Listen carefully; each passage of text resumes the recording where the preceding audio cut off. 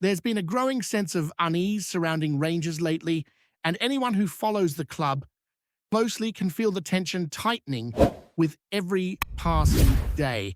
What started as murmurs in the stands has turned into a louder, sharper concern that refuses to fade, especially after fresh information placed Kevin Felwell right back under the spotlight.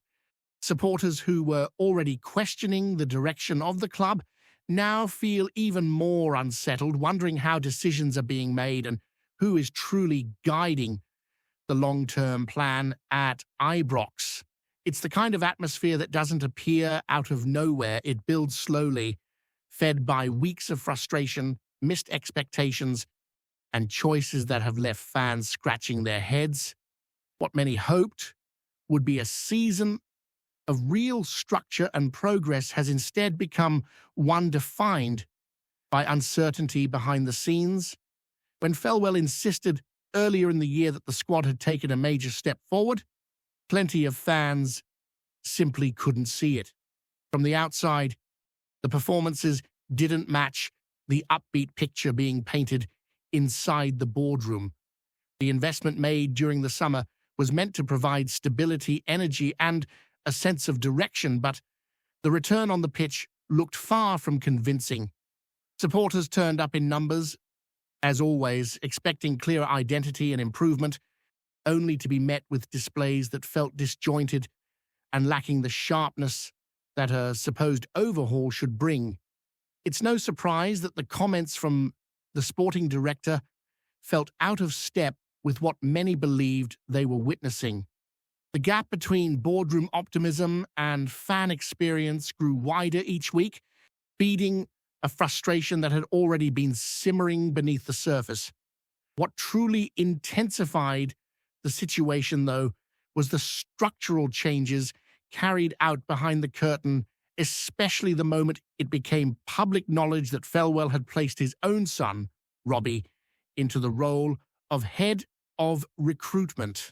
In a club where every decision is scrutinized to the smallest detail, this one landed like a heavy stone.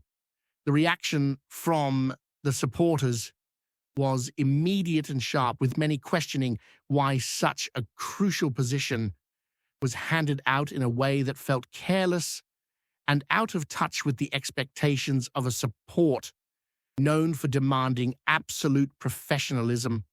It wasn't simply about the individual, but about the message it sent regarding standards and accountability. Fans felt blindsided, and the timing of the move only magnified the discontent. As the weeks passed, the disapproval didn't soften. If anything, it grew stronger. The squad looked unbalanced. Some signings were struggling badly, and performances weren't improving. The idea of progress had become hard to defend. By the time Felwell delivered his most recent internal interview, supporters were already on edge, and instead of calming the waters, the interview seemed to pour fuel on the fire. Rather than addressing the crucial questions about the direction of the club and his own role in the current scenario, his attention drifted elsewhere, leaving many feeling as though he was dodging the heart of the matter.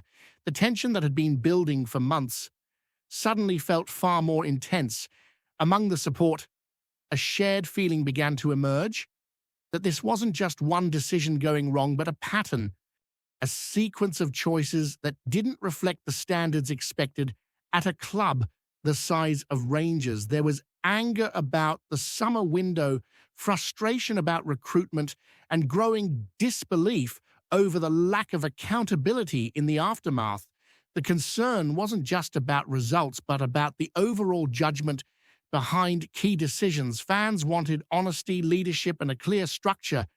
Yet what they saw instead looked muddled and reactive.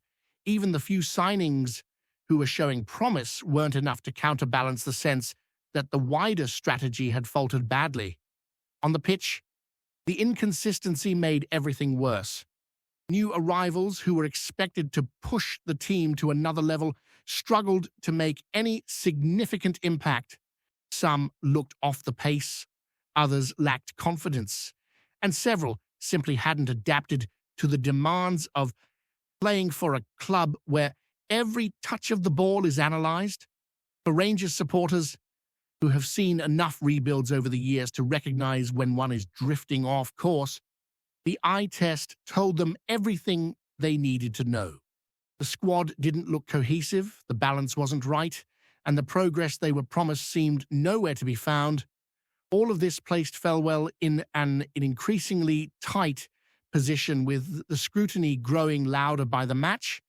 Each decision now feels heavier, each public comment carries more weight, and each performance is viewed through the lens of a supporter base who no longer feel convinced by the current leadership. The idea that the January window could somehow repair everything has been met with skepticism, and understandably so. To turn the mood around, the club would need more than a few signings. They would need clarity, decisiveness, and actions that finally align with the standards Rangers fans demand. But with doubts swirling and pressure mounting, the path ahead feels anything but straightforward. The situation surrounding Yousef Chamiti has only added another layer to the storm Rangers have been weathering this season. When he first arrived at Ibrox, the message coming from inside the club was clear. He was meant to be a long-term focal point up front, someone who would grow into the demands of leading the line for a club where pressure never truly eases. The fee involved signaled that he wasn't brought in as a project for the distant future, but as a player expected to contribute meaningfully right away. Yet the early chapters of his Rangers career have unfolded in a way neither the club nor the supporters hoped for, and the weight of the expectations placed upon him has been felt with every performance that fell short of what the situation required. His struggle to find rhythm was evident from the first few weeks. Rangers were desperate for someone to step up, to bring urgency and sharpness in the final third. Yet Chamiti looked like a player trying to find his footing in a system that never quite clicked around him. He worked hard, never shying away from the physical demands, but he lacked the confidence and instinct needed to make a real mark. There were flashes here and there, little moments that hinted at the potential, which convinced the club to invest heavily, but they weren't enough to change the narrative forming around him. One solitary goal in all this time, especially given the price tag, has been difficult for supporters to swallow. When the managerial change arrived, many hoped it would finally unlock something in him. A new coach can often bring fresh energy, new instructions, a different role that sparks improvement. Danny Rowe certainly handed him opportunities, and the atmosphere around the squad took on a more determined tone.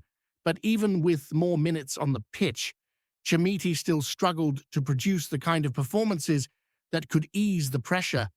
The physicality of the Scottish game didn't seem to bother him, but the timing, the link-up play, the decision-making in crucial moments all felt out of sync. Supporters grew more anxious, not angry at the player himself, but at what his difficulties represented. Another signing with expectations sky high, but returns sitting uncomfortably low. The whispers about a potential loan move in January began as speculation among supporters, but soon the idea was being discussed more seriously. When reports surfaced that Braga were monitoring the situation, the story gained further depth. A loan could offer him the chance to rebuild confidence away from the spotlight of Ibrox, the chance to rediscover his rhythm in a league that might suit him better at this stage of his career. But for a player who cost what he cost, the very thought of an early loan raised difficult questions about the recruitment approach and the evaluation that led to such a significant investment.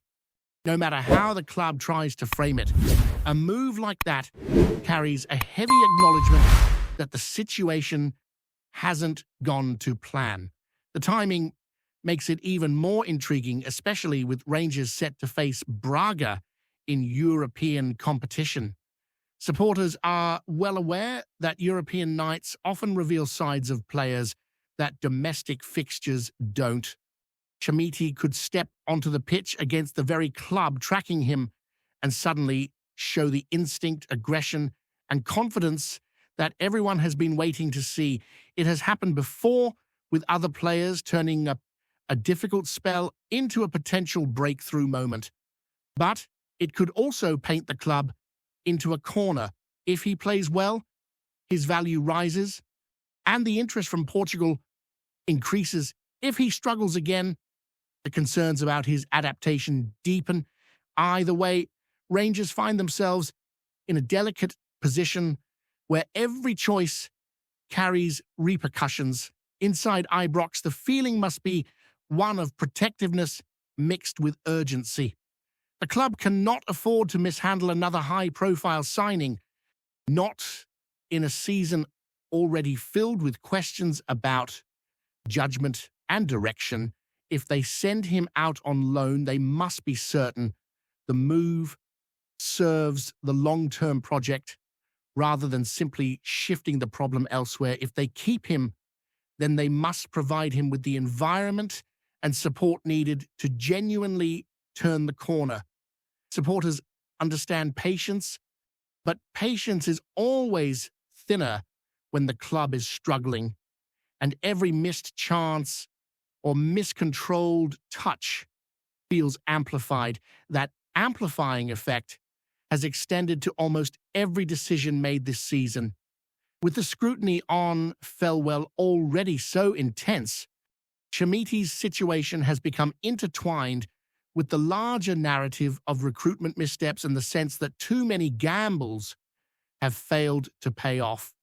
A single signing doesn't define a sporting director, but a sequence of poorly judged ones certainly can. Fans don't expect perfection. They expect competence, vision, and the sense that lessons are being learned. Right now, many feel they are seeing the opposite, and that is where the frustration deepens most sharply. As the January window approaches, the stakes grow heavier. Rangers are not only dealing with fixture congestion, European pressure, and domestic expectations, but also a crossroads where key decisions will shape the remainder of the season. If Chamiti stays, he must find a way to contribute more than he has. If he goes, the club must ensure they aren't diminishing the value of a player they believed could be a long-term asset. Every option carries risk, and supporters know it. For now, the only certainty is that the situation cannot drift. Rangers have reached a point where clarity and strong decision-making are essential. Uncertainty has already cost them too much this season on and off the pitch. The coming weeks will determine whether Chamiti's story becomes one of recovery or one of departure, and it will reveal much about the leadership steering the club through a period that has tested everyone connected to Ibrox. But amid all the tension, one thing remains true. The supporters still want to believe. They still want to see signs that the team is fighting for something, that the work being done is leading somewhere, and that the club can climb out of this moment with strength rather than collapse. The passion has not gone. The hunger has not gone. The belief is wounded, but not broken. The fans are desperate for a spark, something to shift the mood, something to point to and say, that is the start of things turning. What comes next will depend on decisions made both on and off the pitch. The leadership must confront the issues they have allowed to grow. The recruitment team must deliver clarity and competence. The manager must bring consistency out of a squad that has struggled, and the players must show the fight that supporters demand from anyone wearing the badge. The weeks ahead will shape more than just a season. They will shape trust, direction, and the future identity of the club. At the same time, the wider squad finds itself carrying the strain of a season where nothing has quite settled the way it should. Players who were expected to step forward have found themselves drifting in and out of form, and those who were meant to provide stability have struggled to offer consistency. The atmosphere around the team feels heavy, not because of a lack of effort, but because every misstep seems to feed into a larger feeling that the club has yet to find the grounding it desperately needs. In moments like these, even small improvements can feel significant, yet Rangers haven't had enough of those to shift the overall mood. The support is desperate for a spark, something to lift the energy inside Ibrox and remind everyone what this team is capable of when confidence and cohesion fall into place. That's why the next stretch of fixtures looms so large, not just for the players on the pitch, but for everyone responsible for shaping what this squad becomes in the months ahead. Each match carries a sense of consequence that goes beyond the points at stake, because every performance feeds into the wider conversations happening around the direction of the club. A run of strong displays could bring a bit of calm, enough to steady the noise and allow the team to build something real. But if things continue to wobble, the pressure around recruitment, planning, and leadership will only tighten further. Rangers have reached a point where the margins feel thin, and the decisions made now will have a lasting impact on the remainder of the campaign. Before we continue, make sure to subscribe to our channel and turn on notifications to get all the exclusive news about Rangers FC. Don't overlook any details about your beloved team. It's crucial for Rangers FC fans. The rumour mill's clattering again in Glasgow, and this time the din is louder than a packed night at the Barras. Word drifting through the terraces is that Celtic are raging behind closed doors, accusing Rangers of pressure in the league after a spate of eyebrow-raising decisions that set supporters on both sides chuntering away like never before. Folk close to Parkhead whisper that senior figures feel the balance has tipped a wee bit too conveniently in the direction of Ibrox of late, with a handful of marginal calls falling with uncanny regularity to the blue side. And nothing official's been fired out, mind you, but the chat bouncing round pubs from Shettleston to Shorelands says Celtic have been nudging the league for explanations, only to be met with responses as thin as a winter coat from Poundland. Meanwhile, murmurs from the Rangers' end insist it's all smoke, no fire. Some in Govan say Celtic are merely stirring the pot, trying to shape a narrative before the tension cranks up further. They claim the officiating's been fair as it comes, and that Celtic's frustration is more about form on the pitch than anything happening in the ref's wee notebook. Still, the rumour refuses to die, flaring up every time a whistle's blown the wrong way for either side. Around the city, supporters are fanning the flames with the enthusiasm of a Hogmanay bonfire, trading stories, half-truths, and wild guesses. Some say league officials are jittery, desperate to keep a lid on the situation before it boils over into something dafter. Others insist the whole saga is exactly what fuels the rivalry. The endless suspicion, the constant feeling that someone somewhere is pulling strings. Whatever's really going on behind the heavy doors of the SPFL offices, the chatter shows no sign of slowing. In Glasgow, a whisper becomes a roar in no time, and right now this rumour's galloping along faster than a winger, breaking down the touchline. Whether it all amounts to anything or fades like morning mist over the Clyde, the city's crackling with that familiar electricity. The sense that in this rivalry, even the shadows have stories to tell. Greetings, fans. Make sure to hit that like button and subscribe to the channel as it's greatly appreciated by Rangers FC. And don't forget to share your thoughts on the news in the comments section below. Until the next video, stay tuned.